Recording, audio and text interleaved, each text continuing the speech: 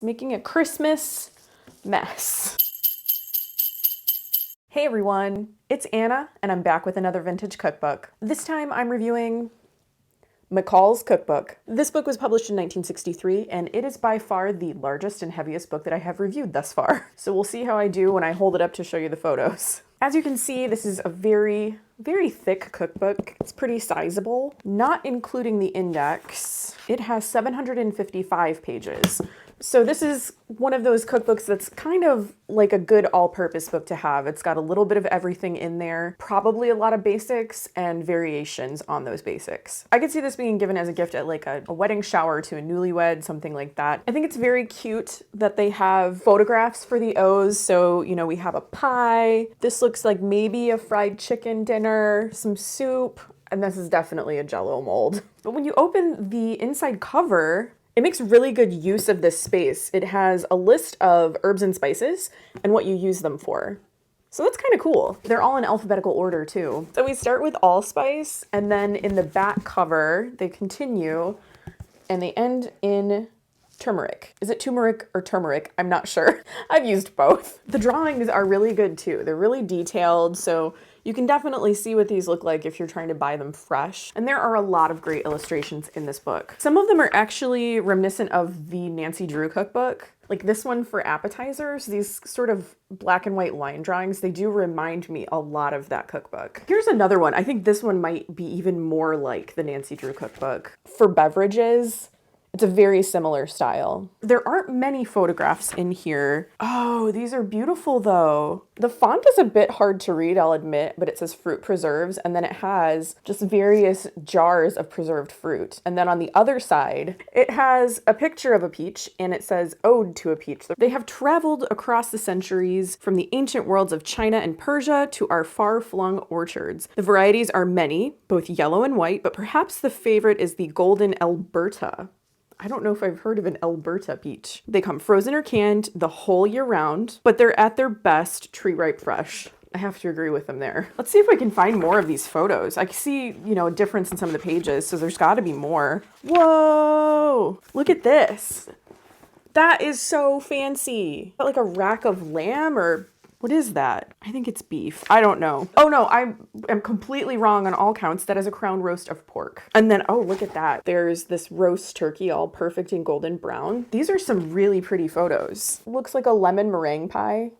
Oh, these cute little tarts. It's like T is for tarts. Excuse me while I freak out about all of these photos. Yeah, the drawings in this, amazing. The photos are really beautiful too. Oh, this is an excellent action shot about pasta. I love this photo. They're dropping spaghetti into a pan. One more illustration. I just have to share this. A lot of different tools used in cake decorating. That is so cute. Okay, so let's get into the recipes here. There's a recipe in the yeast bread section for pizza. I've seen a lot of pizza recipes in some of these vintage cookbooks, and they just kind of vaguely resemble what we think of as pizza now. So we have the recipe for our dough up here, but then at the bottom it says pizza filling. I just like how they call it pizza filling. Like, I don't think we would call it that. We'd usually say pizza topping. This consists of some oil, onion, whole tomatoes, tomato sauce, bay leaf, salt, sugar, oregano. It's pizza sauce. I don't know. Do people call it pizza filling and I'm just unaware? Part of the enchantment of pizza lies in its endless variations. On the next page, you'll find some of our favorites. So let's look. Sausage with green pepper, sausage, that's it. There's two. There's no mention of pepperoni. No mention of mushrooms. I know I said I was kind of done with the photographs, but look at this. Flaming. Finish your dinner in a blaze of glory. Dramatic, impressive, easy to make. There's nothing more exciting than dessert that comes to the table wreathed in a flickering flame of brandy or rum. There's a recipe here for something called make-believe apples. Here's what is in a make-believe apple. Dates, raisins, figs, walnut pieces, grated orange peel, orange juice, cinnamon, confectioner sugar, red sugar, and whole cloves. Oh, it's in the candy. Okay, it's in the candy chapter. I thought, why would you need to have something called make-believe apples? So this kind of sounds like, almost like those fondant fruits or marzipan fruits. You chop everything up and then it makes kind of a dough that you form into different shapes. This particular recipe caught my eye just because of the name. Blackberry flummery. What is a blackberry flummery? Blackberries, sugar, salt, cinnamon, and cornstarch. Are there other kinds of flummeries? I've never heard of this. If you know what this is, please let me know in the comments down below. I would love to hear more about this. In keeping with my Christmas videos, I wanted to make something today that just screams Christmas. When someone mentions this item, my mind always goes to Christmas. Today, I'm going to be preparing no-bake festive fruitcake. I have never in my life made a fruitcake. I think it's one of those things that's kind of gotten a bad rap in the past. Maybe that's changing today. I remember it being kind of a joke. Like someone gave you fruitcake, you know, that was a bad gift. But really, I just don't think that's the case. Traditional fruitcake recipes have a lot of costly ingredients. So like lots of nuts, lots of dried fruits. They take time and they take care to make. So if someone is giving you a fruitcake, especially a homemade fruitcake, they've put a lot of thought into that gift. I didn't think I was quite ready to make an actual traditional fruitcake, but then I came across this no-bake version and I thought that's the one to try. I'm pretty excited to see how this turned out. I haven't eaten a lot of fruitcake in my life, so I don't know how close this is to a traditionally baked fruitcake, but I'm ready to find out, so let's get started. One thing I forgot to mention about this recipe is that once you have it assembled, it needs to stay in the refrigerator for 2 days, at least. So I better get moving on this. I'm going to be cutting this recipe in half, but I will be listing the ingredients in full. In order to make no-bake festive fruitcake, you are going to need 4 cups of miniature marshmallows. I had a bag of big marshmallows. I always seem to have a bag of large marshmallows that I need to use up. I ended up snipping these into smaller pieces and I hope that works. 8 cups of graham cracker crumbs, 4 ounces of pitted dates finely chopped, 2 cups of seedless raisins, 1.5 cups of diced mixed candied fruit. I had to visit 4 stores to find this. I finally found it at Food Max. It was in the produce sections. You know, sometimes in produce sections, they have a little section of like dried fruits and nuts. So that's where I got this. 1.5 cups of walnuts coarsely chopped, half a teaspoon of cinnamon, half a teaspoon of nutmeg, and then 1/4 teaspoon of cloves, 6 tablespoons of orange juice, and 1 cup of evaporated milk. Fruitcake time! Line 2 9 by 5 by 3 inch loaf pans with wax paper and set aside. In large bowl, combine all ingredients except orange juice and evaporated milk. Mix well, using hands if necessary. I'm not confident that I have a large enough bowl, but we'll see. I may have to switch to something else. So we've got the graham crackers in the bowl already. We've got our miniature marshmallows sticking together because they're not actually miniature marshmallows. They're big marshmallows that I've cut up. Oh. One of these days, I'm just gonna buy mini marshmallows. I'll follow the recipe exactly. This guy doesn't wanna leave. Go with your friends. I'm gonna start by mixing these just in hopes that the crumbs coat some of the sticky edges of the marshmallows and they break up. I'm really trying to imagine what this is gonna be like. I'm pretty excited about it. I've never heard of a no-bake fruitcake. I'm sure that a lot of people make them, but it's not something we have done in our family. Okay, that's lovely. It did break up the marshmallows quite nicely. Graham crackers, marshmallows, raisins. So we'll put our raisins in there, get those mixed in. Yeah, this is already getting very full. Is my loaf pan gonna be big enough? I don't even know. We have our dates. In those go. Oh boy, this is not looking good. The ingredients are looking good, but the size of the bowl is not looking good. Walnuts. And I'm gonna add the spices as well. Ooh.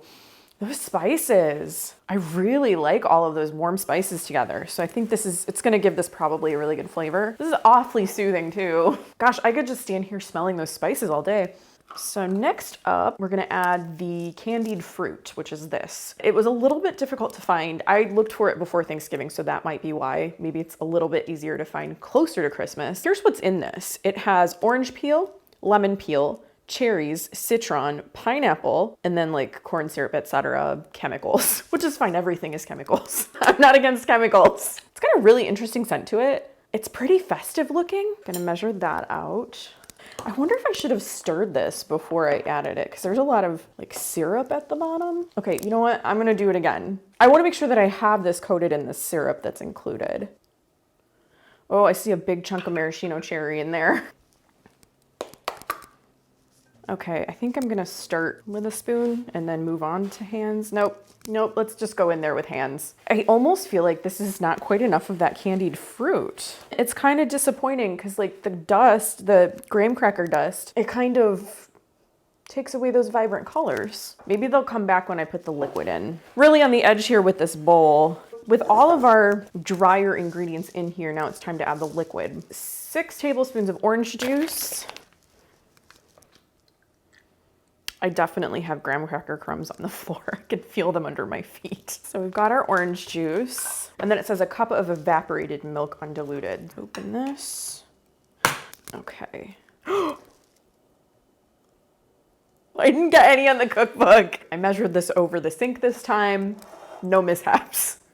So I'm gonna add the last of the ingredients and then we mix this together again with our hands. This is not quite as pleasant as the dry graham cracker crumbs. This recipe is pretty simple. It's mostly about the prep work, you know, chopping nuts. Oh, I'm losing some. I would recommend the largest mixing bowl that you can get your hands on for something like this, especially because this is just half a batch. I'm only making 1 fruitcake, so the original recipe makes 2, and it's twice the amount of stuff. Use your best judgment, get your biggest mixing bowl. I think we're just about there. There's a little bit, maybe scoop up from the bottom. Yeah, I feel a little bit that's still dry. So you wanna make sure that all of it gets moistened. Now I'm just throwing it all over the countertop. So I think we're just about ready to put this in the pan.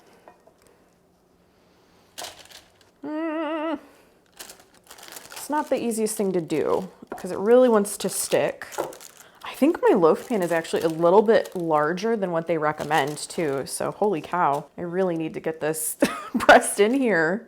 All right, I gotta make sure that I get the corners as well.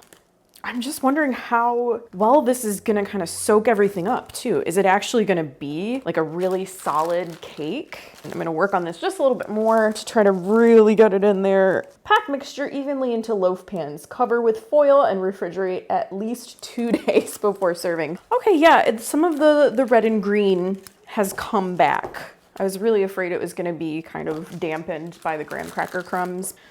So there's what we got. I'm just gonna wrap this in foil and it has to be in the refrigerator for at least 2 days. So I guess I'll see you in a couple days.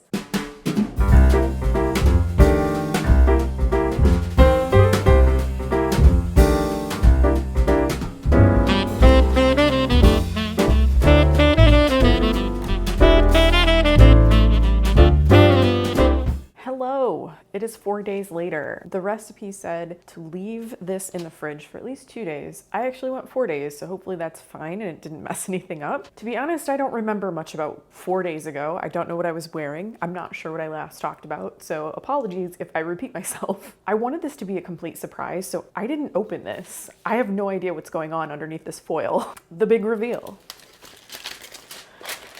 Oh, the suspense. Largely the same. That's what it looks like. So let's try to remove this. This is lifting right out. Holy cow. Thank you, waxed paper. Let's peel this back and see what we've got. I'm real nervous. It retained its loaf form. It's a little squishy. Okay, we have pieces falling off. I'm putting it down. I kind of want to cut it in the middle and then show the cross section. I'm gonna do that. It's my cake. I can do it. Oh, okay, okay. That's what we have going on. All right, I'm gonna cut a piece. I'm gonna see if it's gonna retain its shape still when I do like a thin piece. Okay, we're getting it. Yeah, not too bad. Do I eat this with a fork? Can I eat this with my hands? I think I'm just gonna cut a little piece and like try it in hand. Moment of truth. I can't tell you how long it's been since I had a fruitcake. I've never had a fruitcake that is no bake like this. I have no idea how this is gonna go.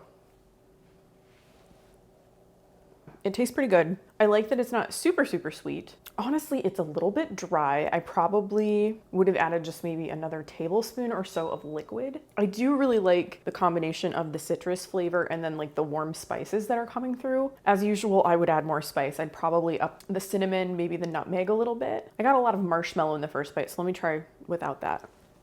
I think I'm getting a better idea. Oh yeah, that bite had a lot of citrus in it. I really like that. Not exactly sour, it just tastes like an orange peel, lemon peel kind of thing. Like the zest, it's nice and zesty. I think it's pretty good. Would I make it again? I might make this again if I had like a group of people to share it with, if I was having like a really traditional Christmas party. I have to say my first fruitcake experience was positive. I think it tastes good. It tastes very Christmassy. I do really love this candied fruit in here. I'd love to have a few more recipes to use that in. I think it's so pretty. I actually do have one more recipe coming up that has candied fruit in it, so stay tuned for that. I'm really glad I tried this.